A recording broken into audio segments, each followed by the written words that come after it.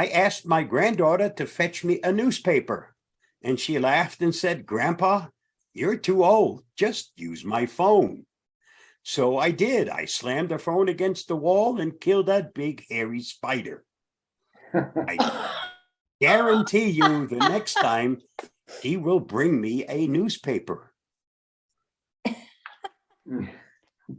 The way we live, work, and play has changed dramatically over the course of the past 50 years. The 9-to-5 economies of years past has been replaced with globally integrated 24/7 service offerings. Consumers in the digital age have access to a host of services and products that would have previously been considered available only in the realm of science fiction. Here is a list of the 10 most dangerous malware and security threats we face in 2022. 10 most dangerous malware and security threats for 2022. Clop ransomware works by encrypting your files and asking you to pay a certain ransom amount to have them decrypted. It's one of the most dangerous and feared ransomware variants, and it mostly targets Windows users. Fake updates is a new strategy that cybercriminals are using to trick users into hacking themselves. They will send fake emails asking you to install an operating system update. Zeus Game Over.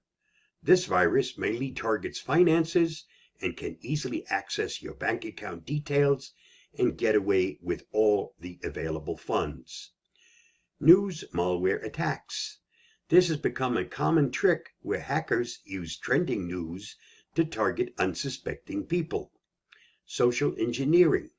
Cybercriminals are now shifting from computers to humans as they find them weaker and easier to trick. They are using deception to lure them into giving out personal details. AI attacks. Hackers are taking advantage of artificial intelligence technology to create links to help them to get into any system. Cryptojacking. This virus is specifically designed to help hackers mine cryptocurrencies. Freeware. Over 600 million cell phone users have already downloaded this malware without realizing its potential harm. RAAS. Ransomware as a Service. This is one of the most common and popular security threats of the year. IoT Device Attacks.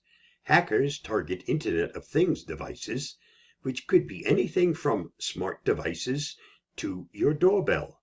Most of these devices do not contain extra security measures, making it easier to manipulate to access data, which the criminals can then use to access your accounts.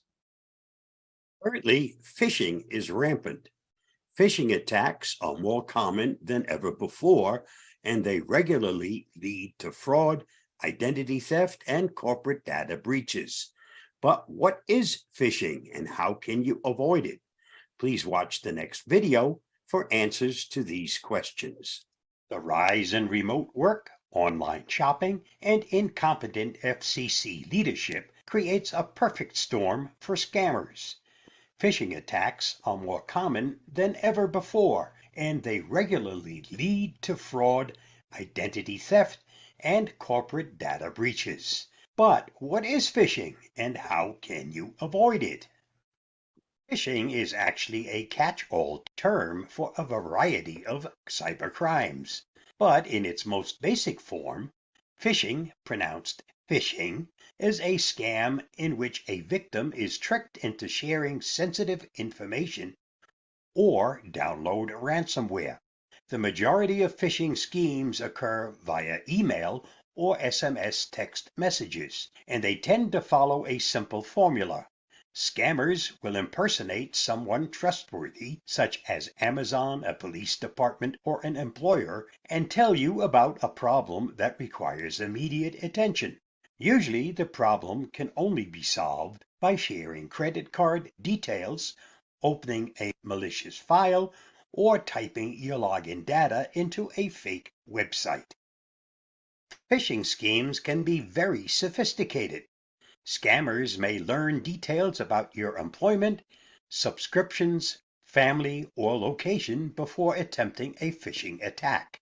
If you order shoes from a website that's been hacked, for example, a scammer may send you an email asking to verify the purchase of your login details. And if you're of retirement age, a scammer may impersonate a young family member to beg for bail money.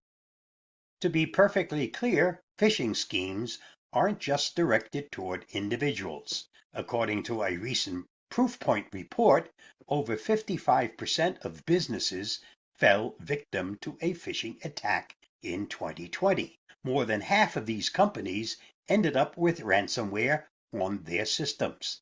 And unfortunately, several of these phishing attacks led to a data breach, which can expose customer information to hackers.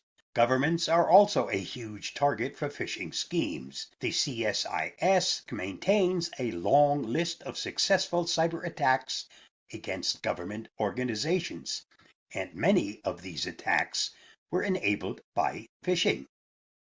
You need to realize that regular people are the first and only line of defense in a phishing attack. But Proofpoint's data shows that over half of all full-time workers know nothing about phishing.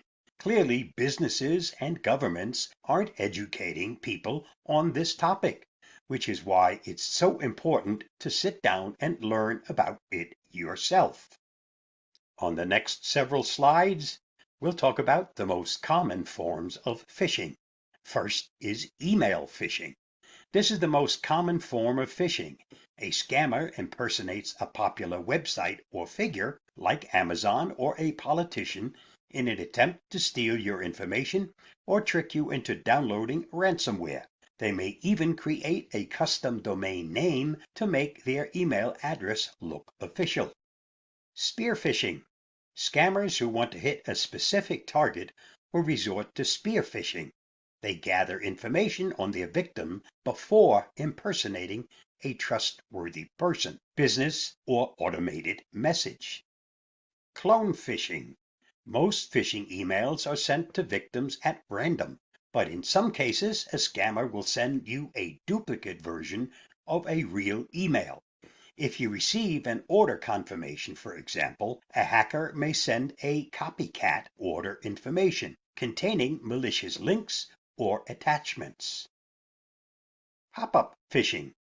Pop-ups are still a common vector for scams and malware. Modern pop-up phishing attacks usually take advantage of a browser's notification settings to send you antivirus warnings. Angler phishing. The world of social media lets scammers angler fish for victims. Essentially, scammers will impersonate a public figure or company on social media. Someone may impersonate a YouTube creator to share scammy sweepstakes links in a video's comments, for example. Whaling. When a phishing attack is aimed toward an important person, such as a CEO, it's called whaling. These targets are often wealthy, easy to blackmail, or have access to a corporation's back end. Smishing and vishing. These terms describe phishing through an SMS text message or phone call. Most of the spam messages or robocalls you receive are forms of smishing or vishing. Here are some tips on how to avoid phishing scams. Due to the rise in remote work, phishing is more popular than ever, and we expect it to remain a huge problem for individuals, corporations, and governments. Phishing scams can be quite sophisticated, so even if you're computer literate or use an antivirus software, you need to keep your eyes peeled. Scrutinize every email or SMS message that hits your inbox. If someone sends you a URL or a file, don't open it unless you can verify the source. And I'm not just telling you to look at the sender's email address or phone number. Try to contact the organization or person who supposedly wrote that email to verify its authenticity. There are some things you should never send through an email or text message. If someone asks you to type out your social security number or credit card info in an email or text, ignore them. Your bank won't ask for this stuff on such an insecure platform, and neither will the IRS or any other reputable company. Some scammers are bold enough to phish through phone calls. They may even impersonate the police, the bank, or your employer. If an unknown number calls and asks for money or sensitive information, hang up. You can always call back using an official phone number from the organization's website. To reduce your chances of being phished, set up spam filters in your email client.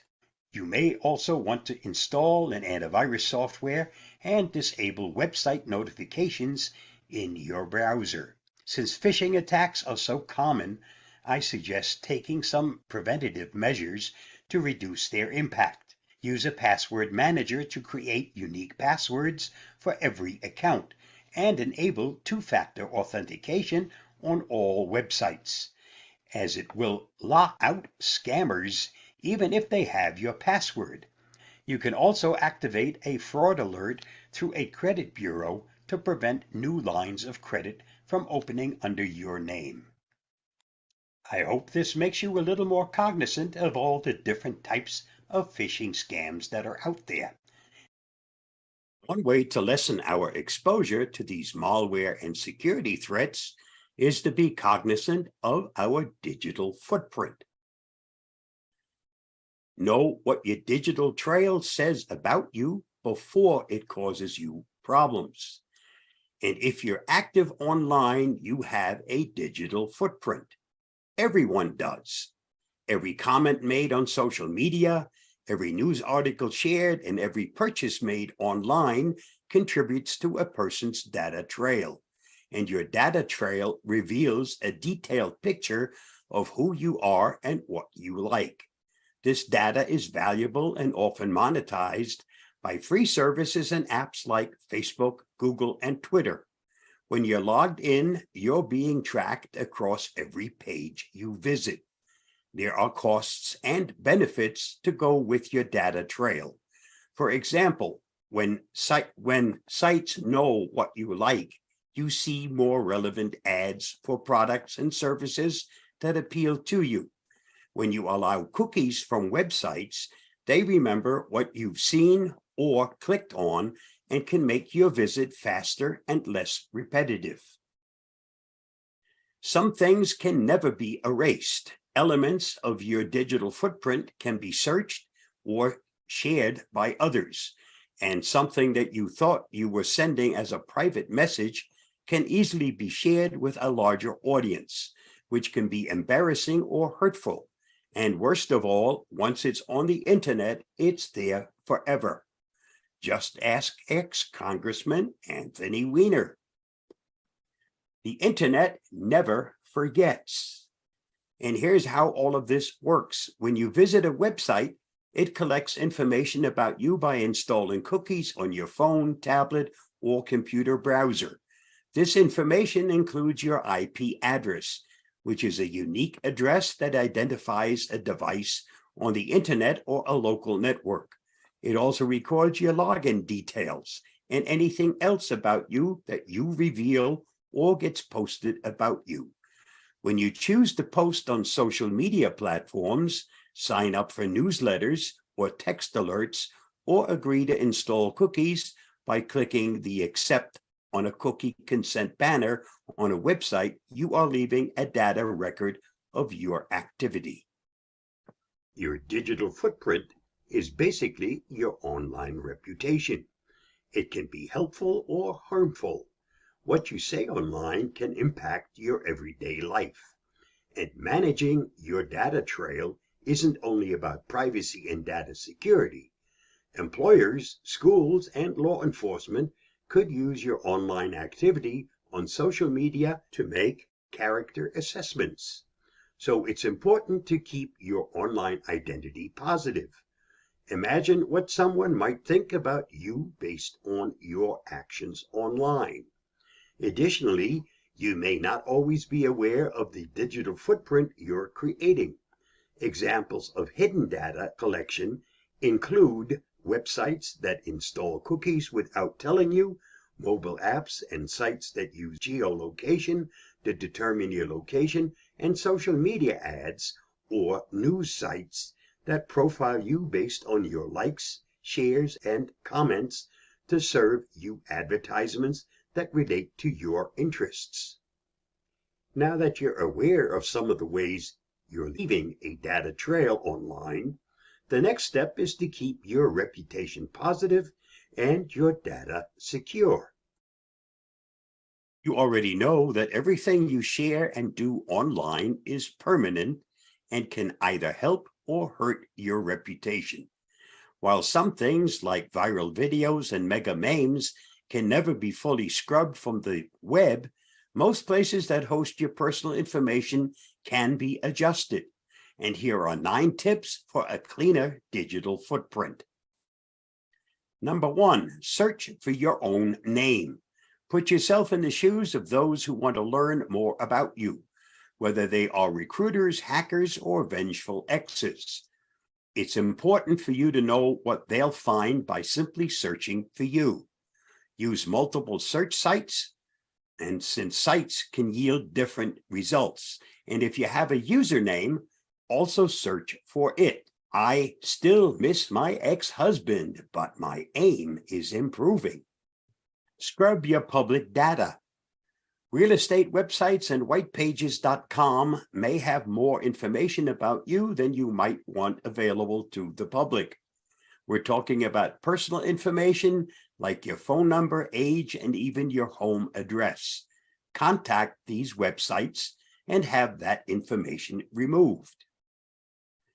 Audit your accounts.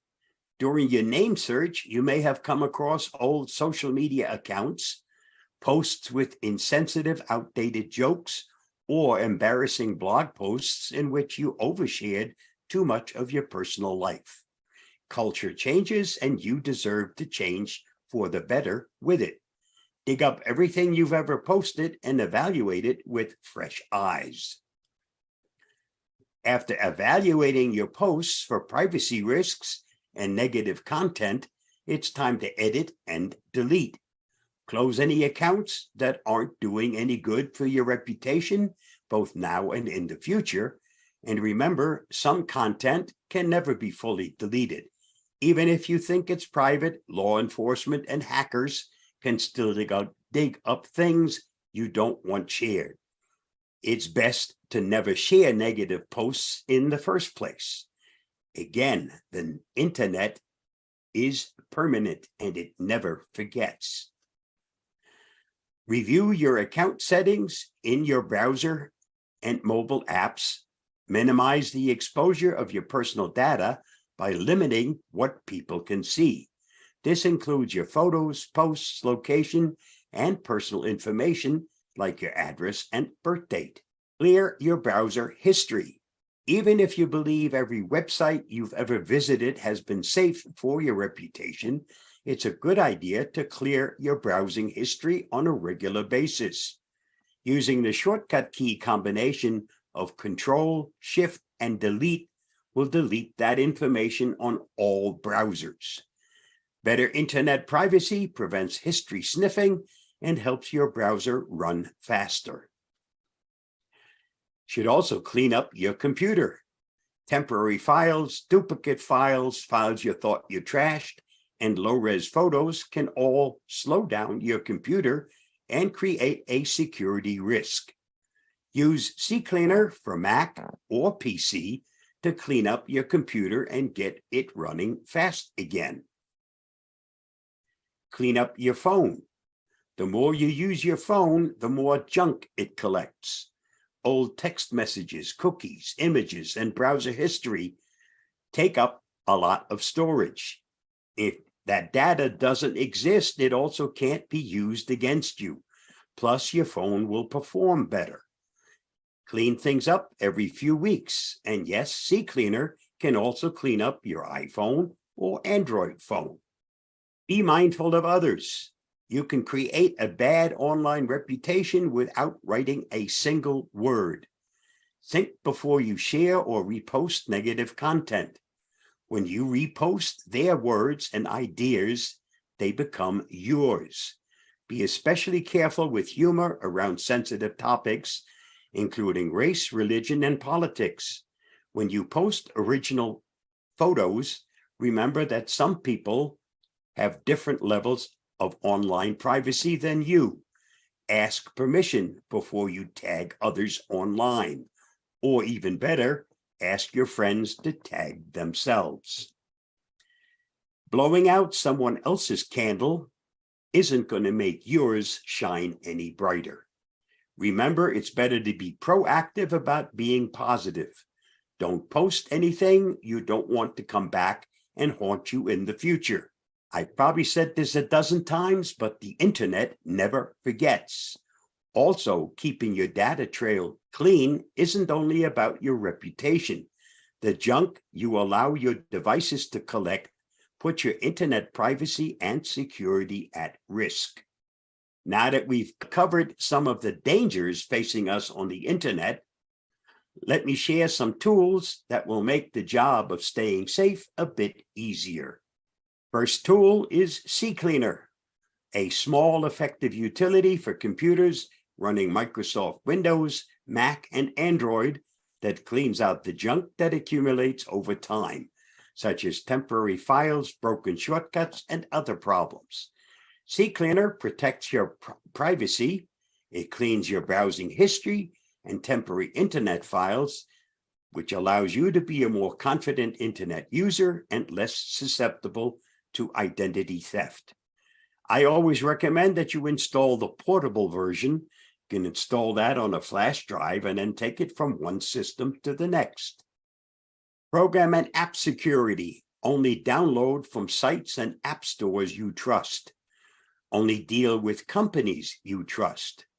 Never download illegal software, and never use a password generator or cracks to bypass paying for a product.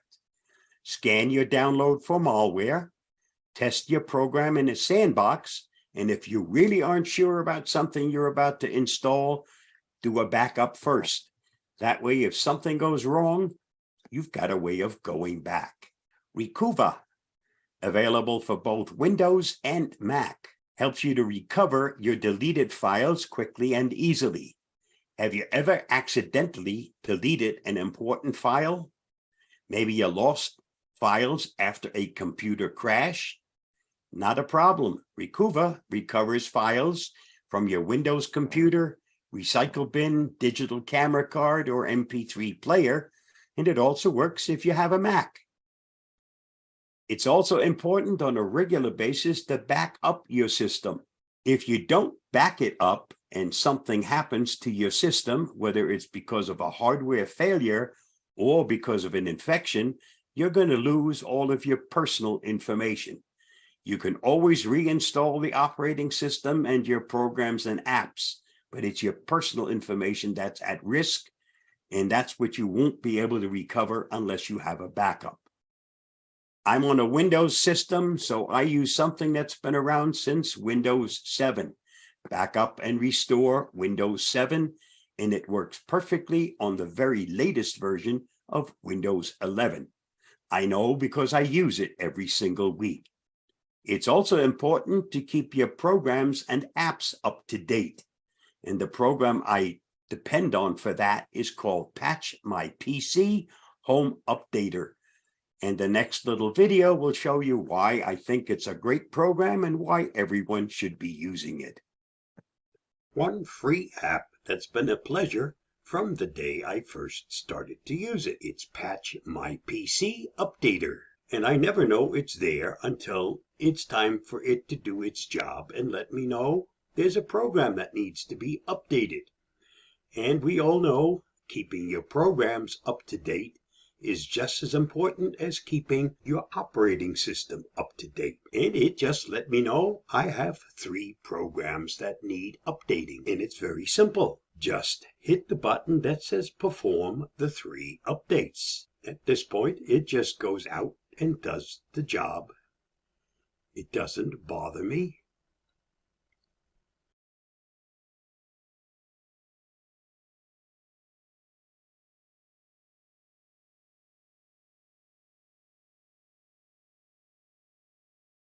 And as you can see, the job is done.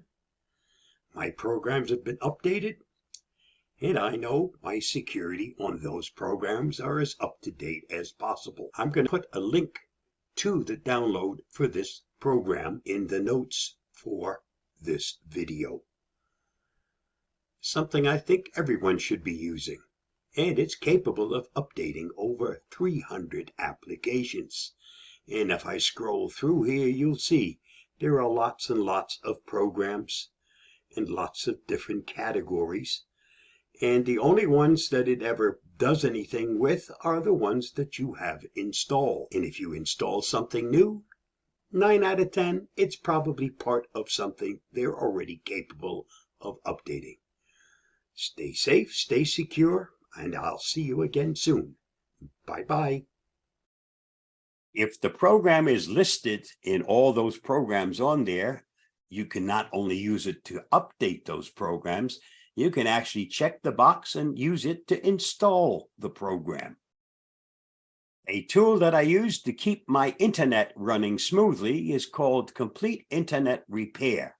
Whenever I have a problem with my internet access, this is my go-to tool. Provided the problem isn't with your internet service provider, you run the tool, check the top 5 boxes, and let it do its work.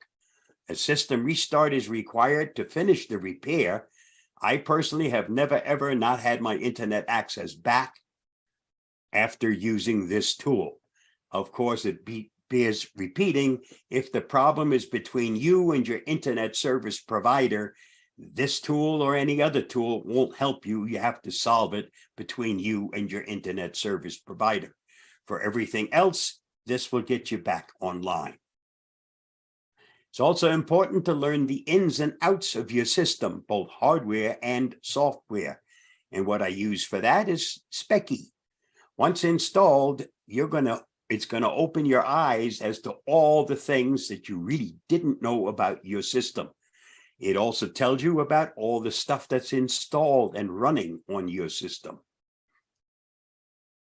Before you install any program, the first thing you should be installing is called Unchecky.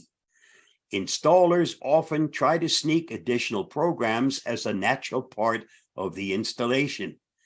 Unchecky warns you when you try to accept a potentially unwanted offer, which makes it less likely to be accepted accidentally. Most folks, when they install a program, use a default install. And when you do that, whatever the company wants to put on your system is what you're going to wind up getting. You should really be using nothing but a custom install. But if you do use the default installation, Unchecky will warn you when they try to sneak something by you. So it's a great program that should always be there anytime you install something new. Passwords need to be long and strong, and you should be using a different password for everything that requires a password. As it says here, passwords are like underpants. Change them often, keep them private, and never share them. I've listed quite a few of the popular password managers. I personally have used LastPass for many, many years, and about 8 months ago, I also added Bitwarden to my systems. So I have 2 password managers running. The reason for it is simple. If LastPass decides to quit tomorrow, then Bitwarden has my back and my passwords. And of course, if Bitwarden quits, LastPass still has them. But I won't wind up all of a sudden that the program I depend on to keep track of all my passwords, if it quits, I'm now lost. Hence, 2 password managers are better than 1. Two-factor or multi-factor authentication. Two-factor is an extra layer of security used to make sure that people trying to gain access to an online account are who they say they are. First, the user will enter their username and password, and then instead of immediately gaining access, they'll be required to provide another piece of information. That second factor comes from one of several categories, the most common of which is your smartphone, email address, or some other biometric device. It simply means that just your username and password won't log you in, because hackers can steal your username and password. It is unlikely, however, that they at the same time also would have stolen your smartphone. And if they don't have the smartphone or some other device or method, they won't get the extra code needed in order to get to your account.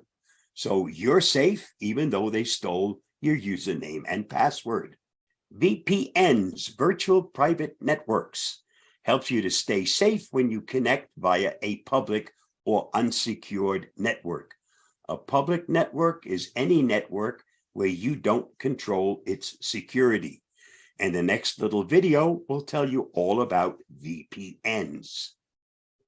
So how does a VPN securely encrypt your connection?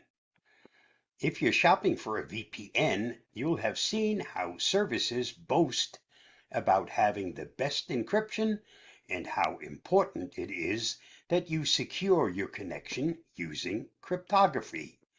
But how do VPNs encrypt your connection, and are there different types of encryptions to choose from? VPN tunnels. To explain how VPNs encrypt your connection, we need to first look at so-called VPN tunnels.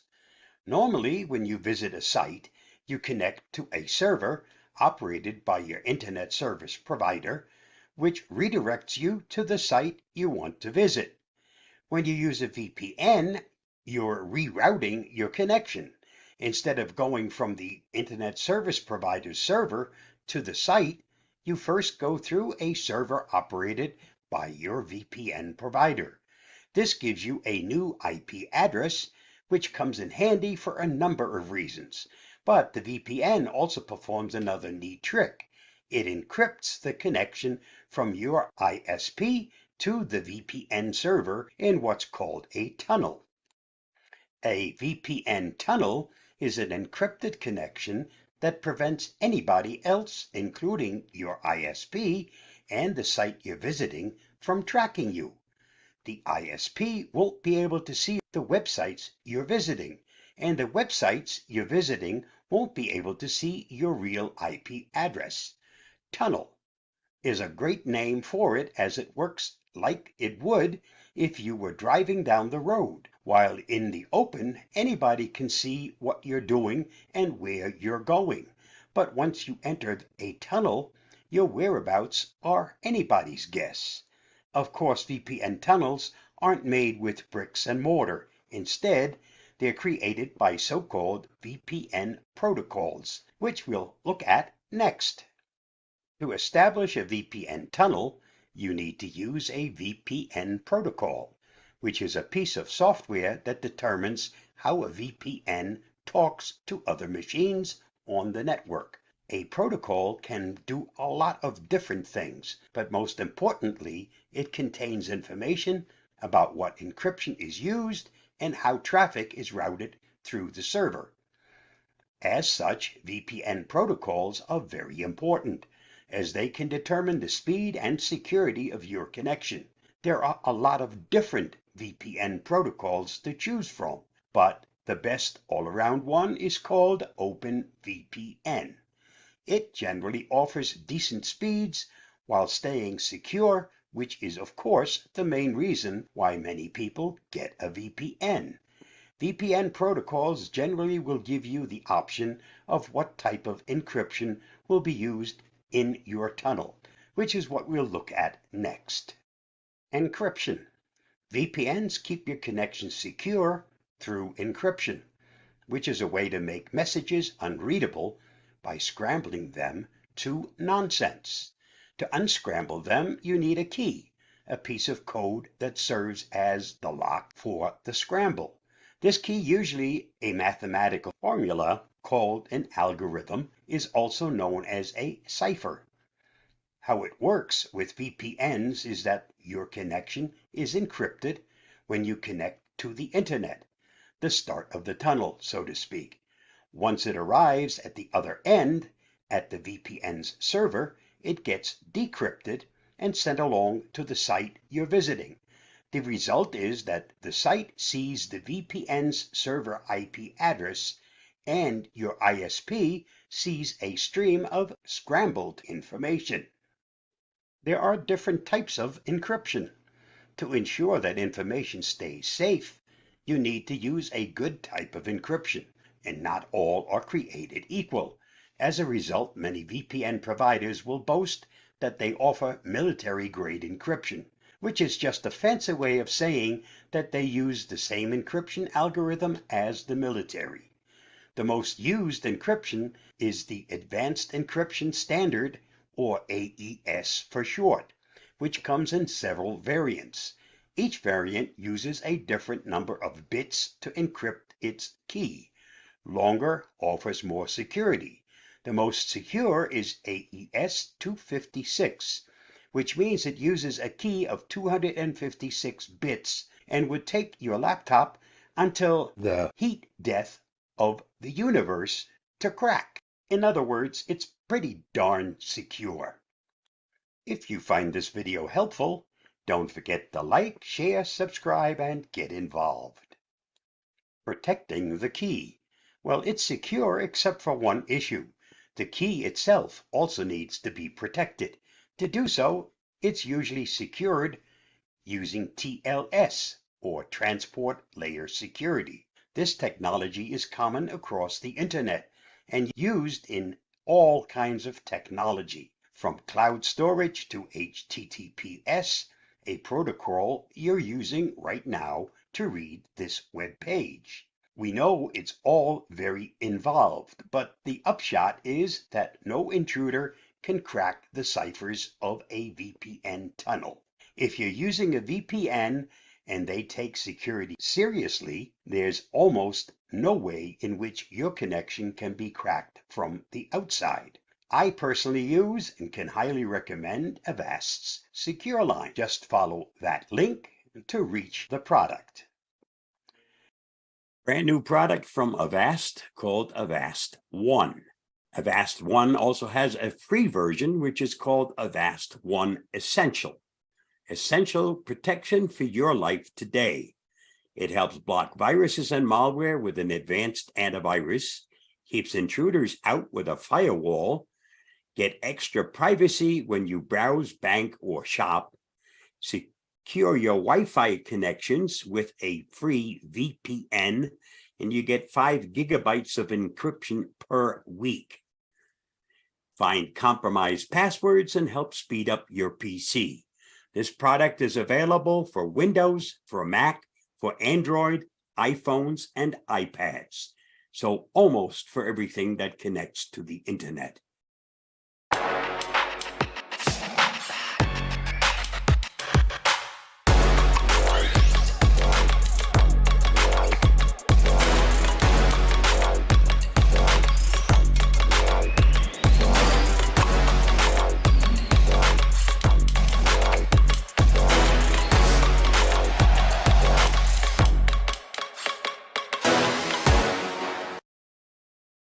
Avast also offers a secure browser built on Chromium, specifically designed to keep you safe when you do your banking and shopping. When you're in banking mode, no one can see what you're doing. Nothing can get in when you're in banking mode, and it's specifically designed for that purpose and should be used anytime you do anything that involves money. Browse the web faster and safer with Avast Secure Browser. Your browser is not as private as you think. Hackers, trackers, and ISPs are out to steal your data. But with Avast Secure Browser, you're protected. Stay safe on public Wi-Fi and unlock the internet with built-in VPN. Automatically block creepy ads that follow you around and slow you down. Create custom and security privacy settings. And securely sync your data across multiple devices. With powerful encryption to protect your IP address, bookmarks, history, downloads, and online activity, it's all locked behind your PIN code or fingerprint to keep your data safe from prying eyes. For private browsing that's actually private, make the switch to Avast Secure Browser. Download free today. My presentations are never done until we have a little fun. So for the remainder of the presentation, please unmute yourself. Don't worry, when you get old, I'll feed you carrots too. Here's a trick. This is what you do when you want to charge your iPhone or Android phone and your electricity is out. Answering your phone, Sheriff's Department, Fraud Division, sure has slowed down the telemarketer calls. If you live in a rural area, you've probably seen many of these trucks going by. And it's nice to be called yesterday's meals on wheels. Certainly sounds better than a load of crap going down the road. Yeah. When a woman says, "What?" it's not because she didn't hear you. She's just giving you a chance to change what you said. I'm trying to eat healthy, so here's my version of a salad with bacon bits. A lot of bits. And since we're on a health kick, this is a good sign to hang in your fridge. You're not hungry, you're bored. Shut the damn door. I thought this was really nice because I'm one of those people that gets the munchies at night, and I should not be going into that fridge after supper. Since I've started packaging my trash like this, my neighbors respect me. They say good morning with a smile and keep the music volume really low. Give it a try, it works. Here's something highly recommended for those of us over 50. And this morning's exercises. Over to the left and over. And over to the right and stretch those limbs. And then walk tall away. Even I can do that.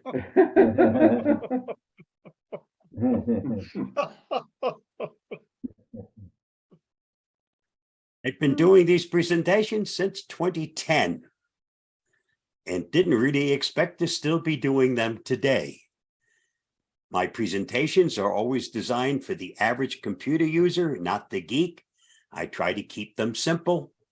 If you know of any other clubs, organizations, churches, synagogues, any group of technology users that would benefit from a presentation, have them contact me and I'll be happy to arrange a program for them. There's never a charge to the club or its members for my services. That's where Avast comes in. The arrangement that I have with Avast is that they pay all of my expenses from the second I leave home until I get back. And that's worked fine for the first 10 years. And then the pandemic hit. So now I'm not going anywhere. I'm doing all of this from home. Avast has been getting a bargain. I can't wait to get back out on the road. And maybe Alice also feels the same way. If you're interested in any of the other activities, the many things that I do online, just follow that link at the bottom. And that's enough of this sales pitch. The link listed here gets you access to all of the things we talked about today. And if you don't copy it or don't get it right, don't worry, because Barry gets a follow-up email from me and that'll be passed on to everybody. So you'll still have access to all of this. I'm going to get out of this, stop sharing, and then I'll be happy to answer any questions you may have.